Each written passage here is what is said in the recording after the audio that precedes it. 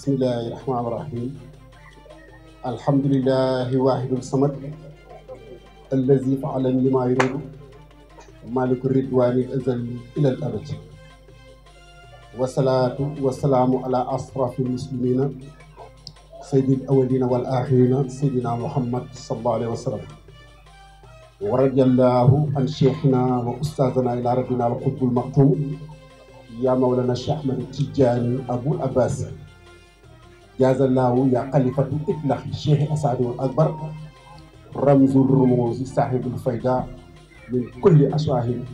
cheikh ahmad bamba al cheikh ibrahim al alaaji malik al kulli muslimin.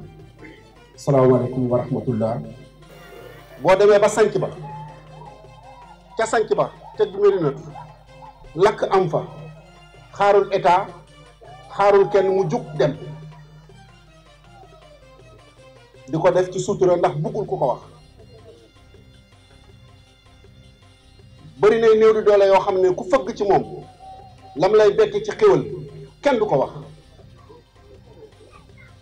amul mbindeef moo xam ne yaa ngi nekk ci njaareem ci jamono bii ñu toll te saafoontewu nga ak moom ci loo xamante ni jox nga dégg am ci kii. bu loolu amee muy dox ci kàttanam ak boppam xalaat dikk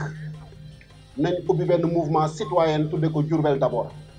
ak amakee sawar a waxtaan ndax baatu Diourbel d'abord mooy Diourbel ñëpp xam nañ ko mooy njaareem mais d'abord mooy lan mooy balaa dara mooy priorité. tubaab dafa ne d'abord c'est la priorité connecteur priorité la. kon dama foog ne bu ñu ku ne Diourbel d'abord ne Diourbel d'abord lan mooy d'abord balaa dara balaa kenn xalaat kenn balaa xalaat kenn xalaat fenn Diourbel ba pare. ndax lan Diourbel ak i tawatam Diourbel ak i métitam Diourbel ak secteur yu sooxe Diourbel ak mentalité buy raam. bu ñu demee ba benn woykatu rappeur dama koy dégg keroog mu ne boo duggee ci oto car rapide Diourbel mooy Versailles ba il faut ñëpp dugg ma doog a dugg kon doy na waar. déglu leen wax ci mu ne soo duggee ci oto car rapide ni mu bëree ay place loolu Sénégal bu dee car rapide ñu ne Diourbel mooy Versailles ba maanaam bu ñëpp duggee ba toog la Diourbel doog a dugg loolu lu ko waral pourtant ñàkkuli borom xam-xam xam-xamu diine. xam-xamu nasaraan xam-xamu leneen xam-xamu leneen xam-xam waa lan moo waral xam-xam boobu nit ñi mënuñu koo génne soppandikoo dëkk bi dox parce que xaarante moo am ak ñàkk sot xaarante ak ñàkk sot dama koy wax nag loolu jàngat bu ma jàngat la di maa ngi ciy bind pareegu ma li ma jaaxal ci Diourbel mooy kenn ku ne say mbir a ngi dox mais mbiri dëkk bi doxul. kenn ku ne góorgóorlu nga ba say mbir di dox sa dëkkuwaay yaa ngi koy tabax sa courant yaa ngi koy fay sa ndox yaa ngi koy fay sa crédit yaa ngi koy jënd mais li ma yéem moom mooy li dëkk bi ñëpp bokk musuma gis su ma ko waxee nag ngeen baal ma ndax man ajoor laa Cees laa bàyyeeko waaye nag 2003 oustaz ñii moo ma dalal ma nekk mu doon sama kilifa jàngalekat maa ngi koy nuyu bu baax nuyu spécial nag ndax su ma ñëwee jotaay gis la damay kontaan ndax macha allah. bu doon sama kilifa maa ngi moom ca 2003 bi may dugg ci dëkk bi mais li may yem moom mooy ci Diourbel man mosuma gis fukki bawol yu dajaloo teg benn mool ne lii ñoo ko defar bu amee wax leen ma ko fukki bawol yu dajaloo daal ne mool bii ñoo ko teg amul kenn ku ne sa mbir a ngi dox. su ngeen gisee Idrissa Seck la mu am Thiès mu am ko lan moo ko may Thiès Jean Collin nekkoon na fa maire. Léopold Sédar Senghor premier président du Sénégal nekkoon na fa maire ak Aline Badara ña fa jàll ñëpp kenn mësu fa teg dara mais Idriss Seck bi mu dikkee ñun bu ma saana taw ñetti fan doo génn diggante morgue ba ak buy sombel suñu koñ Thiès Idriss Seck bi mu dikkee moom moo def ay canaux ba bu tawee 5 minutes après ndox mi jàll ci diir benn mandat bu premier ministre ñaari at xawma bala ñu koy wàcce mu soppali teg ay projet yoo xam ne kenn ku ne mën na cee tegu moo waral tey ku xëccoog moom Thiès ak koo mën a doon da ngay ñàkk. loolu nag ma gis laa gis la ma gisoon foofu noonu laa gis ndaw lu koy dox ndax man du ma jox sama bopp kenn oustaz mën na ma seede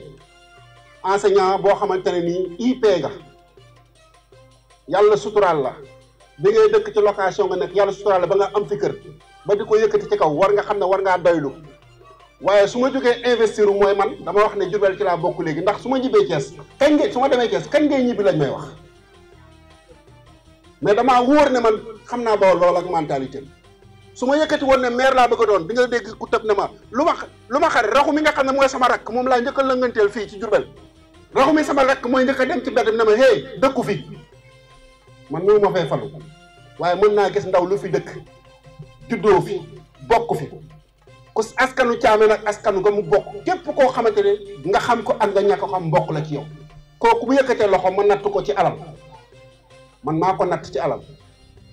moom wutuma man maa ko wut man maa ko natt ci alal mu won ma loo xamante ne nii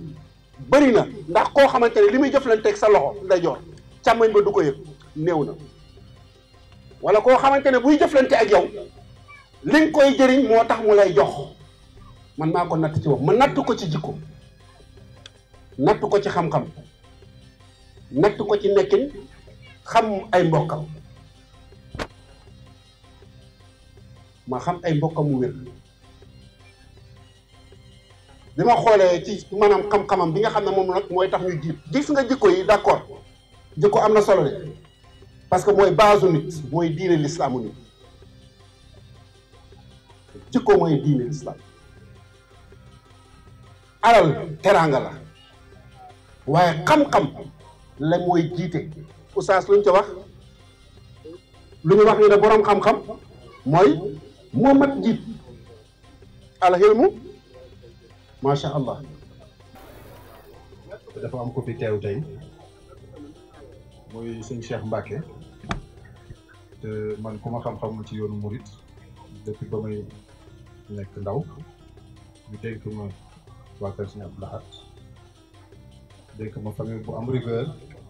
ci diine ak ci doxalin ak ci taalibe waroon ma woon sax yëkkati kàddu tey ci kanamam moom mënoon na wax sama place lu mu wax rek noonu la muy waa kër Sëñ Bassirou bokk ci Sëñ Muntaxa donc nekk ndaw bu mag tey rejoindre le mouvement Diourbel d'abord mënu wane rek ne muy firnde rek ne le mouvement Diourbel d'abord dafa intéressé ñëpp muy mag muy ndaw muy kilifa diine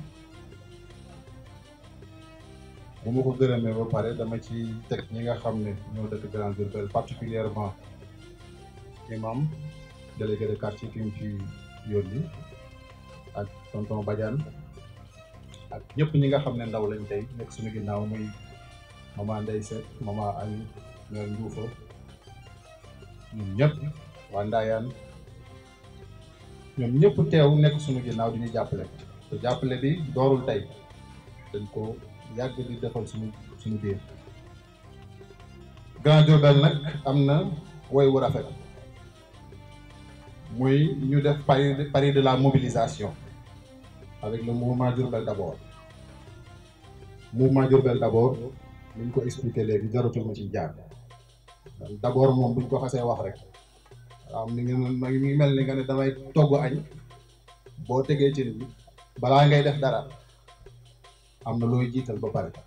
ñun nag li ñuy jiital ba pare ci cin li mooy li nga xam ne mooy solidarité diourbelloise solidarité diourbelloise mooy ñuy jàppalante suñu biir maanaam ñuy jàppalante suñu biir soxal ko suñu biir citoyenneté loolu lay commencé lépp lu ñu am ñu bokk ko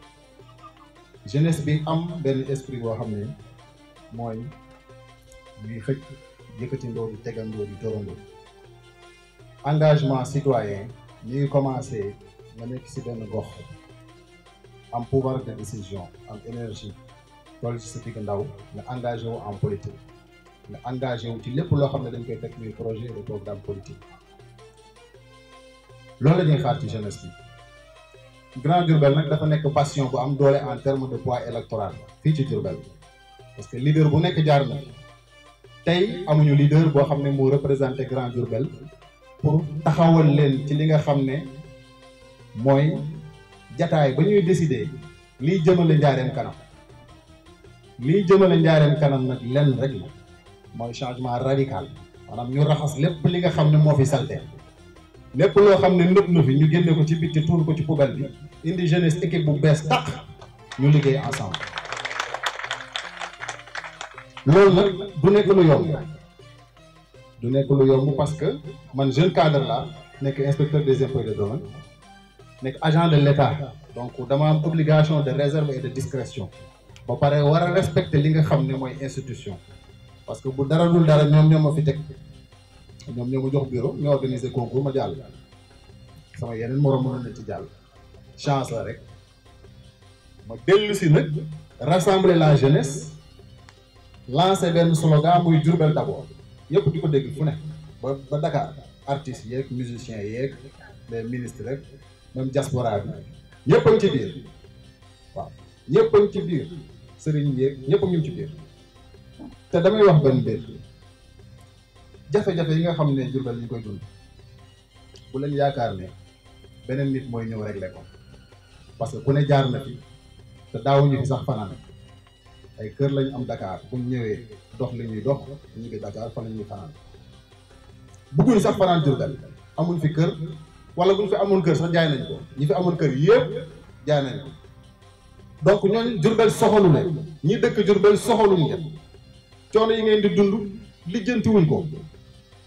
alal bi ñuy pasaree moomuñu ko seen i lempo la seen i contribution yoo xam ne da ngeen koy ñàkk fay ko ñu jël ko di ko pasaree di ci jënd seen i 4x4 di ci jënd seen i oto yu rafet di takk seen i jabar ñun ñu ne jeunesse bi nag dafa doy ñun soxlawuñu ay 4x4 soxlawuñu ay oto soxlawuñu ay kër yu rafet soxlawuñu ay jabar yu rafet li ñu soxla mooy lan mooy jariñ suñu askan jariñ ko ci anam bi gën a rafet ci bi ñuy dund parce que dund doomu aadama dafa gàtt li may wax bureau exécutif rek ñoom ñëpp maa ngi leen di gërëm sax ci ay organisation bi seen taxawaay rafet la parce que lépp lu ñu organisé muy chargé de communication ñun ñëpp ay enseignants lañ ñi ay directeurs d'école Ablaye Thiam également di commerçant à Diourbel ñoom ñëpp engagé wu ci li nga xam ne mooy mouvement Diourbel d'abord jeunesse bi li ñu leen di wax rek lenn la mooy engagé wu leen parce que tey bu nekkul man suba yéenay nekk ci kaw c'est pas la personne de Pape Thiam qui importe peu le plus ce qui importe c'est quoi ñun ñu accéder au niveau supérieur au niveau de décision suprême pour changer radicalement la vie de Diourbel sur le plan assainissement sur le plan urbanisation sur le plan de l'animation culturelle sur le plan sportif sur le plan éducatif sur le plan de la santé domaine boo mën di jël sur le plan religieux il y a beaucoup de choses yoo xam ne dañ ko war a mën a lijjanti suñu bopp ñun jeunesse bi te nag les jours électoraux mi ngi ñëw bu ñu nangu kenn jënd ñu bu ñu nangu kenn di ñu jënd ay 5000 francs 10 000 francs di ñu dugal ci ay camion wala ay car rapide buñ ko nangooti jeex na parce que suñu maman yi bu ngeen leen xoolee dañoo déterminé pour changement am ci dëkk bi ñoom jafe-jafe yi ñuy dund yéen xam ngeen ko bu baax a baax jafe-jafe yi Géej Njaay di dund acteur culturel ak raxu mi nekk animateur ak journaliste yi li ñuy dund opérateur économique les retraités même les retraités ne sont pas pris en charge te Diourbel dëkku Serigne Touba la dëkku Serigne Touba la c'est une ville religieuse confession d'obédience religieuse bu nekk maanaam këru diine bu nekk dafay dajaloo même bu fekkee ne mouridisme moo fi ëpp doole ñëpp dañoo booloo nekk benn ñoom ñëpp bëggante ki doon wax léegi ñaseel la ñeneen ñi ay tijaan ñeneen ñi ay laay ñi ay xaadr man murid la je l'assure il y a un pasteur qui est dans le mouvement pasteur Caleb Yes keroog bi may ñibbi daf ma yëkkati benn bible may ma ko ma jël bible bi et pourtant sama religion mënoon naa ne sama religion permettre ma jël bible mais dama jël bible ma lire ko ma jël ci chapitre bi ma gën a intéressé mooy chapitre bi ñuy wax ànd leen yéen doomu aadama yi bi ñu leen wàccee ci kaw suuf ànd leen ngeen booloo mais yàlla ba muy wax booloo dafay wax ngeen bokk ay mbokk la ñun ñëpp parce que ñun ñëpp ci aadama ak aw lañ jóge dañu wëreeroo rek waaye bu ñu wëree ba ci biir ñu ñëpp ay mbokk la te li ñu war nag mooy ñu bokk lépp loo xam ne dañ ko am muy koom-koom muy pouvoir lépp loo xam ne dañ ko war a jëfandikoo ci kaw suuf dañ ko war a bokk ba ci suuf si nga xam ne dañ ko jël di ko pasare dama koy wax tout le temps dans mes réunions suufas Njaaréem liñ fi tabax bariwul ñëpp mën nañoo am 5 parcelles ba mu des ñu jëlaat def ay projet agriculture industrie lu ñu bëgg ñu def ko mais ñun ñoo war a jël mbir mi de buñ ko jëlul ñoom ñooy ñëwaat toog pasaree suuf si jox ko ay milliardaires demal tëdd Dakar donc nag jóg leen parce que social bi ñuy def nii toog lekkandoo nii lii moom amul sax remerciement parce que c'est un devoir pour man li ma def nii c'est un devoir c'est une obligation que man ma def ko su ma ko deful tey Raxu mën na ko def wala Ablaye Thiam wala Guèye Ndiaye wala keneen voyez bien donc c'est une obligation pour man ma ñëwaat ci dëkk bi bokk dëkk bi li nga xam ne moom laa am mais li may ñaan rek mooy engagement de tous les Diourbellois engagement derrière sunu kilifa diine yi engagement derrière les imams engagement derrière les notables les retraités yi nga xam ne dañoo am expérience xam àdduna ak suñu meeru mbootaay ñu jàppale leen di leen defal ay calebasse di leen lebal xaalis inciter ay entreprise ñu ñëw fii investir fii créer ay micro entreprise microcrédit des banques ba nga xam ne ñoom dañu mën a am accès au crédit bu ñu amee accès au crédit mën nañ développer seen commerce jeunes yi bu ñu amee ay suuf mën nañ dem tay la ko banque leb xaalis bu ñu bëggee voyage yi mën nañ dem déposer parce que tubaab kayit la xam boo ko wanee kayit da la naan demal parce que day xam ne boo demee di nga ñëwaat donc man ce projet là moom laa peaufiné def ko ci mouvement citoyen Diourbel d'abord bëgg nag ñëpp wuyu si ma ci ñu gëm ko nag parce que politique dafa yombul gars yi moom bu fekkee da ngay politique sax boo moytuwul léegi dañ lay affecté Matam bu ñu déggee ngay ngi leen di ŋàññi ngay wax ci ñoom lu naqari taf ñu boole la ak benn Adji Sarr voyez bien donc ñun dañoo exposé fi mu toll nii dañoo exposé yenn yi waratuñu sax yenn yi waratuñu parce que dañoo nekk ay leader d'opposition leader d'opposition nag day nekk obstacle ci autorité publique mais li ñuy jiital rek mooy la discipline envers les institutions le respect des institutions ba pare lépp lu ñuy def non violence la paix mais d'abord Diourbel d'abord ba Diourbel di rafet taaru ba ku fiy dugg bëgg fee des pari de la mobilisation waa Grand Diourbel gagné ngeen ko Maman Ndeye waxoon na ko mais en réalité Grand Diourbel gagné na pari de la mobilisation te nag leader yéen a koy def man duma def sama bopp leader yéen a may def leader te waa Grand Diourbel dafa mel ni décidé nañ ne maay seen leader léegi nag li may ñaan rek mooy sunu paa yi nga xam ne ñoo fi nekk te am expérience ak imam ak seen Cheikh Mbacké moom itam région ñu am mbooloo mu bari nag te xam nga taalibe moom waxam warul bari bu sëriñam toogee donc programme xaju fi étaler programme xaju fi làkk discours français xaju fi parce que ñun ñëpp ay àll ba leen jógee ñëw fii dama ko leen wax keroog bi ñuy wax ci affaire mbaam yi ma ne leen mbaam yi buñ ko fi indee ñun naqarewuñu parce que ñun ñëpp ay villageois lañ village lañ jógee mbaam naqarewuñu waaye boo ñëwee ba ci biir région ngay def assainissement da ngay def lu méngoog jamono man Turquie laa jógee barki démb mais Turquie boo fa demee système de ramassage d'ordures bi ñu def maanaam poubelle sax doo ko gis mu taxaw poubelle doo ko gis ci mbedd poubelle yi sous terrain la nekk oto bi mooy ñëw jël mbalit mi raxas poubelle bi dem yóbbu ko dépotoir te lépp lu ñuy sànni ñoom dañ koy indiwaat consommé waat dañ ko defar matière plastique wala ñu defar ci énergie defar ci ay dàll di ko jaayaat askan bi mais ñun amuñu sax vision politique amuñu vision ci dara amuñu vision ci dara c'est-à-dire que man li ma jaaxal mooy leen suñu autorité yi boo leen joxee sujet dissertation ñi nekk étudiant xam ne dañ koy teg ba am 19/20 jàll mais boo leen waxee programme politique pour askan bi gis ci seen bopp ñoom seen yoon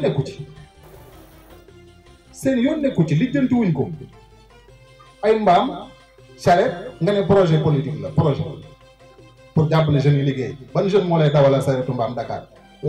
biir Njaaréem jeunes yi bëgg a dem bitim réew bu jaral leen ñuy rey seen bopp ci gaal yi di nga leen jox saretu mbaam ñu téye bi man sax bi may nekk jeune ñàkkoon naa ñàkk goo xam ne bii tolluwuma foo xam ne boo ma joxee saretu mbaam ma koy dawal li ma doon nekk village yëpp bay rek laa bañoon bay met dafa metti parce que village waaye dañuy sonn bay dafa metti suñ sañu am leneen noonu nañu defal leneen loo xam ne bii moom méngoog jamono nañu defal loo xam ne moom méngoog jamono am na ñu ci xam ne sa samay xarit lañ muy comme Dame Diop sama xarit la mais dama ko wax dëgg ma ne ko mais yéen seen projet bi c'est rien du tout c'est un projet à la farce. Vous avez insulté la population diourbelloise da ngeen leen a saaga te Diourbel mérité wul loolu population bu yaru ñoo fa nekk population bu am diine bu am teggin li ngeen leen def mérité wuñ ko. Donc pour ne pas m'allonger sur un discours de programme projet dama koy yemale fii di leen wax rek ne lépp loo xam ne dañ ko def danañ ko tënk ci benn mémorandum, un projet politique pour les jeunes ñi nga xam ne étudiants la danañ ko lire, mais un projet sous forme de film cinématographique di ngeen di gis souvent ay waaju baax ay Doudou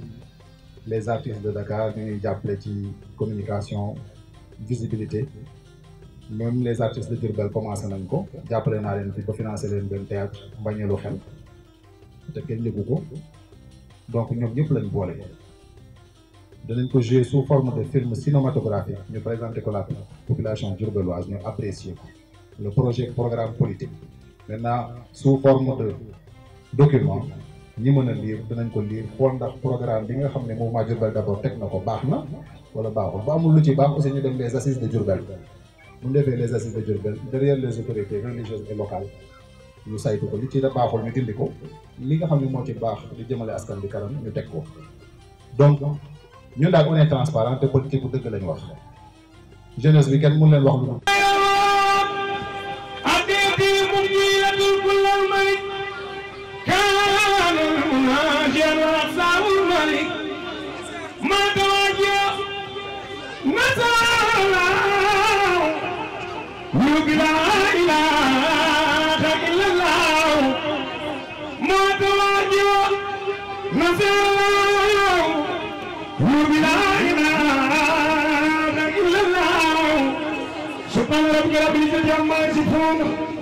وسلام على المرسلين والحمد لله رب العالمين.